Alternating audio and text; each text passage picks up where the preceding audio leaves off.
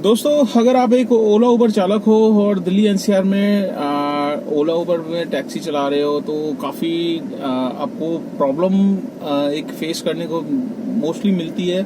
और कई बार ये प्रॉब्लम ऐसी होती है कि दोस्तों, इस प्रॉब्लम में अगर आप चपेट में आ जाते हो, ठीक है, तो आपका पूरा का पूरा अकाउंट बंद हो जाता है। और बहुत सारे कारण होते हैं अकाउंट बंद होने के। कई बार कस्टमर की कंप्लेंट से बंद हो जाता है, कई बार राइडर हमें गलत मिल जाता है, गलत फीडबैक दिया जाता है, और बहुत सारी चीज़ें होती हैं। तो दोस्तों, अभी रिसेंटली क्या हो रहा है कि जो नए ओला उबर में ड्राइवर भाई आए हैं, जो इस लाइन में नए हैं, अपनी लाइन छोड़ के, अपनी जॉब लाइन छोड़ के इस लाइन में मतलब आए हैं, इंटरेस्ट दिखाया, और वो इसी उम्मीद से आए हैं कि भाई हम इस लाइन में अच्छा खासा परफॉर्मेंस कर सके और अच्छे खासा जो अर्निंग हमें एज पर देखने को मिलती है या फीडबैक में मिलता है, तो वो मतलब उस पर खरे उतरने की कोशिश करते हो और अपनी तरफ से मेहनत करने की कोशिश करते हैं। तो ऐसे ही एक भाई मेरे को आज भी मिला था। मैं द्वारका में था, इस्कॉन टेम्पल के पास में। वहाँ पर उस भाई ने मेरे से सजेशन मांगी थी कि भैया मैं गाड़ी लेना चाह रहा हूँ, मैं किसी और की गाड़ी चला रहा हूँ, तो क्या मेरे लिए बेटर रहेगा? और आप बहुत अच्छी वीडियो बनाते हो, आपकी वीडियो मैं डेली देखता हूँ, काफ़ी टाइम से देख रहा हूँ। जब भी आप जहाँ भी होते हो वहाँ की सारी की सारी उसने बता दी कि आप इस टाइम यहाँ पर होते हो, उस टाइम वहाँ पर आते हो। तो ऐसा बहुत अच्छा लगता है दोस्तों, आपका कोई सब्सक्राइबर मिले और वो आपकी तारीफ करे। तो दोस्तों, उसने मेरे से सजेशन यही मांगी थी कि भैया आप मुझे गाइड करिए कि मैं अभी किसी की गाड़ी चला रहा हूँ और उसमें क्या है कि टाइमिंग का इशू बड़ा चल रहा है। कभी वो सुबह बुला लेता है, कभी शाम को बुला लेता है, कभी रात में बुला लेता है, और कभी कभी दिल्ली से बाहर भी लेकर जाता है। कोई एक्स्ट्रा इनकम देता नहीं है, सैलरी मिलती है 18,000।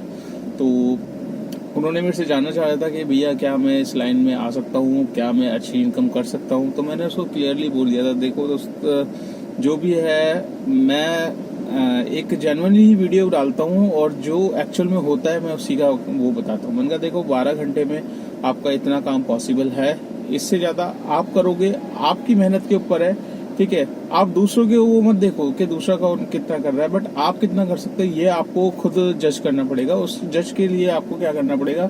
आप अगर देखिए, पहली बात तो मैं प्रेफरेंस नहीं करता किसी को भी इस लाइन में आने के लिए, फिर भी काफ़ी लोग आते हैं जो इस लाइन के बंदे हैं तो मैं उन्हीं को सजेस्ट करता हूँ कि जो इस लाइन में चल रहे हैं, जैसे ये भाई मिला था, ये इस लाइन का है, तो इस लाइन को वो जल्दी से पिकअप कर लेगा और जल्दी से अपनी अर्निंग बढ़ाए। और जो नए हैं, जो इस लाइन में आते हैं, शौक में देख लेते हैं वीडियोस में 4-4 हज़ार 5-5 हज़ार, तो वो थोड़े से फंस जाते हैं और वो ये नई नई गाड़ियाँ लेकर आते हैं, तब वो दिमाग उनका बैठ जाता है। और जब गलियों में ऐसी ऐसी गलियों में जब जाते हैं, गाड़ी भी अपनी मनपसंद से उठा लाते हैं। डिजायर ले ली, हाँ, i20 ले ली, होंडा अमेज ले ली, मतलब जरूरत गाड़ी दिल्ली में ही चलानी है, दिल्ली की सड़कों पे चलानी है, तो भाई इतनी बड़ी बड़ी हैचबैक गाड़ी लेके, सेडान गाड़ी लेके हम करेंगे क्या? हमें प्रॉफिट क्या मिल रहा है? सिर्फ गो की राइड में ही दोनों कैटेगरी की वो दे रहा है, वो कस्टमर को तो फायदा दे रहा है, सेडान गाड़ी भेज रहा है और गो की राइड में, ठीक है, फेयर आपको वो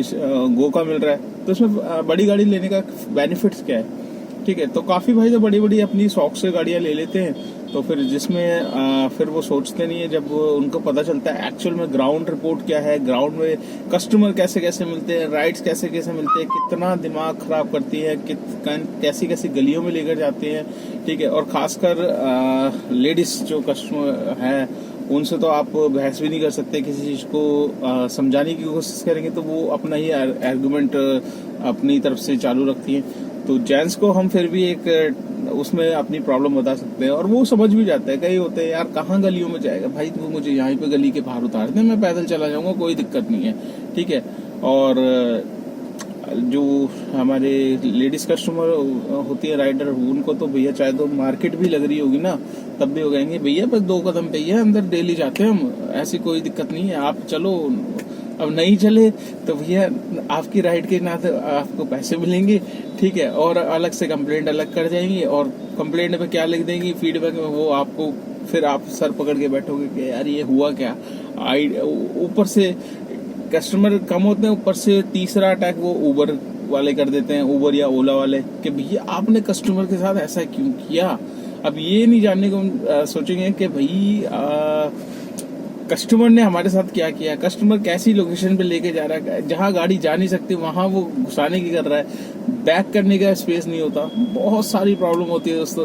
तो आप भी सोच रहे होंगे महेश भाई आज कैसी बात कर रहे हैं। तो दोस्तों मैं जनरली जो एक्चुअल में दिल्ली की सड़कों पे चलाते हैं ना, गलियों में जाते हैं हम लोग फंसते हैं, हम लोग का एक्सपीरियंस है तभी मैं बता रहा हूँ।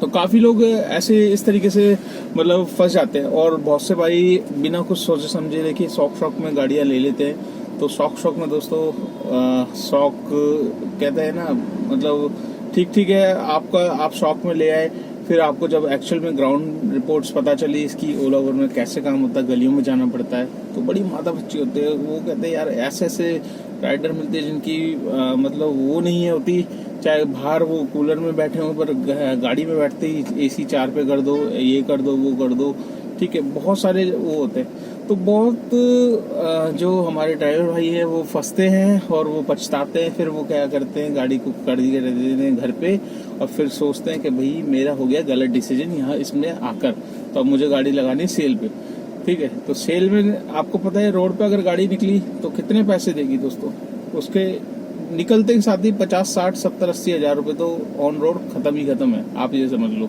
लाख रुपए तक का नुकसान हो जाएगा अगर आपने 1-2 दिन भी चला ली है, 1 महीने पुरानी गाड़ी भी है। तो तभी मैं बोलता हूँ इस लाइन में आपको सोच समझ के ही आना है, सोच समझ के ही फूक के कदम रखने हैं।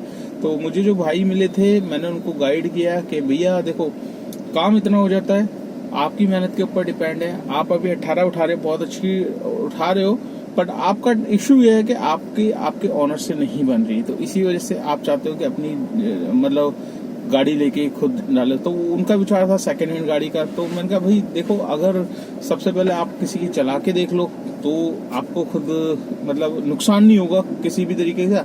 1 हफ्ते किसी की चला लो, 15 दिन के लिए ले लो गाड़ी, तो चलाने में आपको खुद पता चल जाएगा आप कितने कैपेबल हो, आप कितने अर्निंग कर सकते हो। सबकी अर्निंग अलग होती है दोस्तों, सबका टाइमिंग अलग होता है, सबकी किस्मत में अलग अमाउंट लिखा रहता है। तो हम लोग जितनी मेहनत करेंगे इस लाइन में, ऐसा नहीं है कि आपको डेली एक ही इनकम मिल जाए, हर दिन सबका अलग अलग काम होता है। बट हाँ ये है कि आप अपने बॉस हो, आप डेली कुआं खोदोगे, डेली पानी पियोगे, जब कैश हाथ में आता है तो बहुत अच्छा लगता है। तो काम करने वाला हो तो दोस्तों उनके लिए कोई काम की कमी नहीं है। बाकी देखिए मैं ये नहीं बोलूंगा कि दबाकर काम हो रहा है, दिन में काम थोड़ा सा डाउन है, ठीक है, और गर्मी के टाइम में AC की डिमांड ज्यादा है, CNG ज्यादा कंज्यूम हो रही है, तो बचत हमारी बहुत कम हो गई है। मतलब जिस हिसाब से रेट मिल रहे हैं, रेट में कोई इजाफा नहीं किया कंपनी ने, ठीक है। CNG के प्राइस कितने ऊपर चल रहे हैं, जहां हमारी मैंने 2016 में गाड़ी जब ली थी तब 250 रुपए की एक टाइम में एक सिलेंडर भरा जाता था और 1500 का काम होता था दोस्तों। 500 रुपए में 3000 का काम होता था। वही चीज आप देख लो उसकी डबल हो गई है, 1000 रुपए का सिलेंडर भरा जा रहा है, ठीक है, 2 बार में, मतलब एक बार में गर्मी में प्रेशर कम होता है तो इसलिए कम आती है, 400-500 में फुल हो जाती है। एक सिलेंडर पहुंचता है 120-130 किलोमीटर पे ही चल जाता है, पर किसी का कम होता है। तो कम जिसका भी होता है वो अपना थोड़ा सा चेक करवाओ दोस्तों, एवरेज डाउन नहीं होनी चाहिए। सबसे पहले तो देखो टायर का प्रेशर चेक कर लो, टायर में अगर हवा कम में होगी तो उससे भी इफेक्ट आपका पड़ता है। डेली जब भी आप CNG फिल कराते हो कोशिश करो किसी पेट्रोल पंप के पास से डलवाओ, तो वहाँ आप हवा भी चेक करवा लो, तो इससे एवरेज आपकी सही मिलेगी। तो मतलब CNG का ये देख लीजिए कि तो दोस्तों जब ये कंपनियां आई थी तब बहुत अच्छा हमें रेट मिलता था, बहुत अच्छी चीजें मिलती थी। बट अब जैसे जैसे साल बीतते जा रहे हैं, महंगाई बढ़ती जा रही है, तो कमाई भी उस हिसाब से कम होती जा रही है। तो मतलब CNG का अमाउंट ज्यादा लग रहा है। काम अगर हम 3000 का भी कर रहे हैं तो 1000-1200 की CNG चली जाती है। फिर उसके बाद हमें गाड़ी की EMI है वो काटते हैं, फिर अपना खर्चा, फिर जाके मतलब एक नेट इनकम निकल के आती है, जो कि मैं अपनी वीडियो में दिखाता हूँ।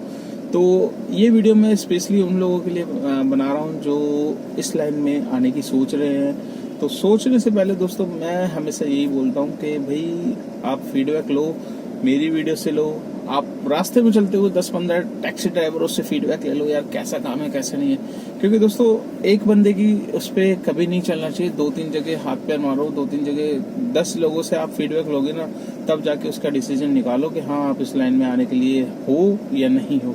तो फिलहाल मेरे हिसाब से तो नया बंदा इस लाइन में ट्राई ना करे, और जो इस लाइन के बंदे हैं वही ट्राई करें। अगर नए बंदे हो तो पहले जो चीज़ मैंने आपको बताई वो चीज़ करके देखिए, आजमा के देखिए, तो आपका ही बेनिफिट होगा दोस्तों। देखिए मेरे को कोई वो नहीं है, आप सोचोगे कि भाई महेश भाई रोक रहे हैं हमें, जबरदस्ती मना कर रहे हैं और इस लाइन में तो बहुत अच्छा काम है यार, ऐसे कैसे कर दी महेश भाई ने बात। तो महेश भाई किसी के हाथ देखिए, किसी की कोई रोकने की वो नहीं करता, बट मेरा काम है आप लोगों को गाइड करना, आप लोगों के लाखों रुपए फंसने से बचाना। तो इसलिए मैं कोशिश करता हूँ कि जो भी सलाह दूं अच्छी दूं।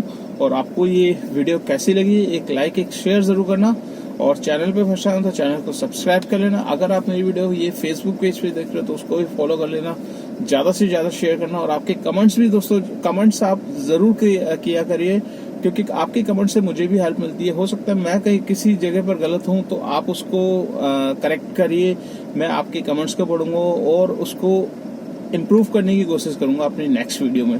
तो चलिए दोस्तों, इस वीडियो को कर लेते हैं यहीं पे एंड, और आपसे मुलाकात करते हैं नेक्स्ट व्लॉग में। तब तक के लिए बाय बाय।